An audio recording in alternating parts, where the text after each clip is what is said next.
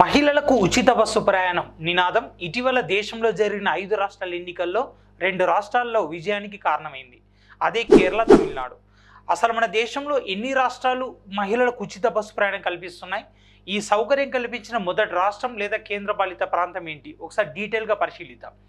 2016 జనవరి 1న Aam Aadmi party ఢిల్లీలో మహిళలకు ఉచిత బస్సు ప్రయాణం ప్రారంభించింది. కానీ దీన్ని శాస్త్రీయంగా pink buses or pink bus ticket పేరుతో 2019 అక్టోబర్ నుంచి పూర్తి స్థాయిలో అమలు చేసింది. ఆ తర్వాత పంజాబ్, తమిళనాడు 2021 మే నుంచి అమలు చేసిన ఇప్పటికే 2 రాష్ట్రాల్లో ఇది పూర్తి స్థాయిలో అమలు కాలేదు. అందుకే ఇటీవల తమిళనాడులో టీవీకే అధినేత తమిళిగా వెట్రి కలగం అధినేత విజయ్ కూడా తన మేనిఫెస్టోలో మహిళలకు ఉచిత బస్సు ప్రయాణం హామీ ఇచ్చారు. కేరళలో గెలిచినటువంటి యూడీఎఫ్ కూడా మహిళలకు ఉచిత బస్సు ప్రయాణం హామీ ఇచ్చింది. ఈ 2 రాష్ట్రాలు కనుక అమలు చేస్తే దక్షిణ భారతదేశంలో ప్రతి రాష్ట్రంలో కూడా మహిళలకు ఉచిత బస్సు ప్రయాణం అమల్లో ఉన్నట్టే. ఇక నెక్స్ట్ తీసుకుంటే కర్ణాటక 2023 జూన్ 11న శక్తి యోజన పేరుతో అమల్లోకి తీసుకొచ్చింది.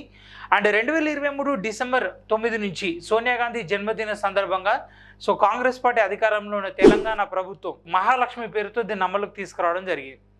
ఆంధ్రప్రదేశ్ ప్రభుత్వం 2025 ఆగస్టు 15న స్త్రీ శక్తి పేరుతో దీన్ని అమలుకి తీసుకొచ్చింది.